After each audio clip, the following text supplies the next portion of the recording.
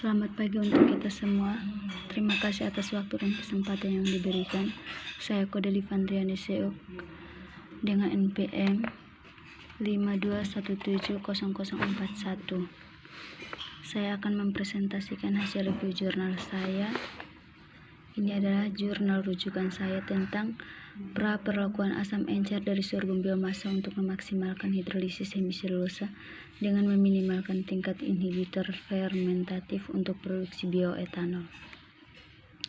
Pendahuluan, sorghum mempunyai banyak keunggulan seperti mempunyai adaptasi lingkungan yang luas, membutuhkan jumlah air yang sedikit, cocok untuk dryland farming system, dan tahan kondisi marginal.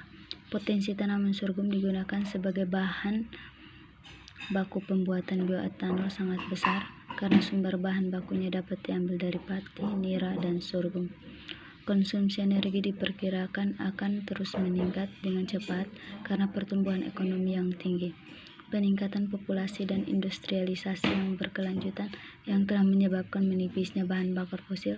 Oleh karena itu, produksi energi alternatif dari sumber daya terbarukan sangat penting untuk memenuhi persyaratan generasi masa depan. Minat penelitian modern telah beralih dari etanol berbasis makanan atau biofuel generasi pertama dari biji-bijian sorghum manis, tebu, dan jagung menjadi etanol non-pangan atau biofuel generasi kedua dari biomasa lignoselulosa. Yang berikut metodologi. Metode yang pertama yaitu sumber biomasa, yang kedua analisis komposisi biomasa, yang ketiga parameter pretreatment, yang keempat fermentasi prehidroliset, yang kelima produksi bioetanol dari prehidroliset, yang keenam desain eksperimental, yang ketujuh analisis HPLC untuk kuantifikasi gula dan inhibitor fermentasi. Yang berikut hasil dan pembahasan. Pada gambar pertama, pengaruh suhu reaksi dan waktu pada hasil gula ksilosa dan arabinosa di hadapan konsentrasi asam 0,2 mili.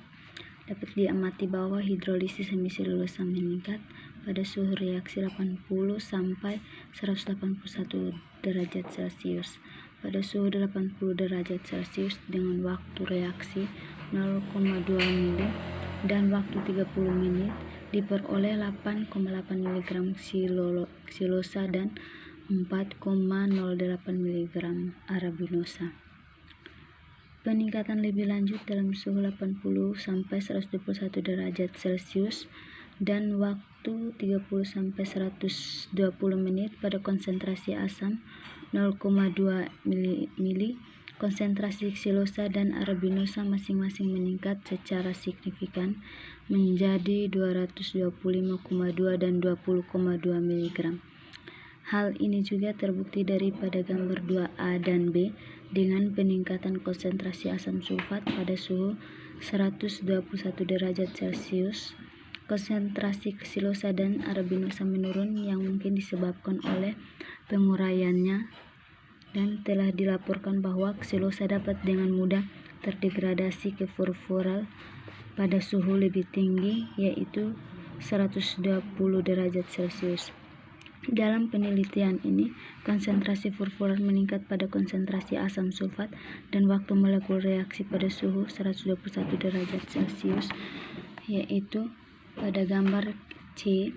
Fenomena ini menunjukkan silhidridasi ksilosa untuk membentuk furfural, yaitu menghilangkan 3 molekul air dan ksilosa yang bertanggung jawab atas pembentukan furfural.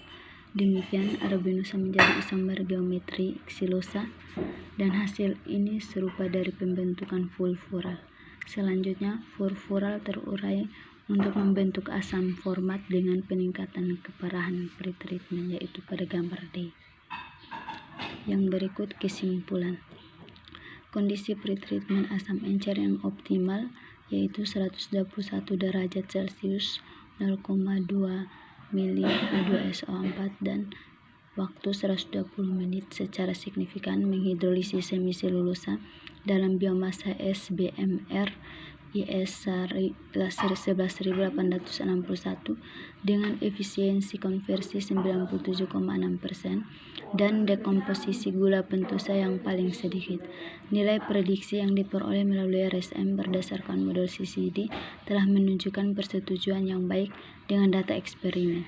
Kehadiran inhibitor fermentasi konsentrasi rendah secara signifikan meningkatkan efisiensi fermentasi hidrolisat. Hasil etanol yang diperoleh dalam penelitian ini relatif lebih tinggi daripada laporan literatur yang disebutkan selama fermentasi hidrolisis non-didetoksifikasi dan didetoksifikasi menggunakan Pisces stipendis NCIM 3497 strain liar. Sekian dan terima kasih.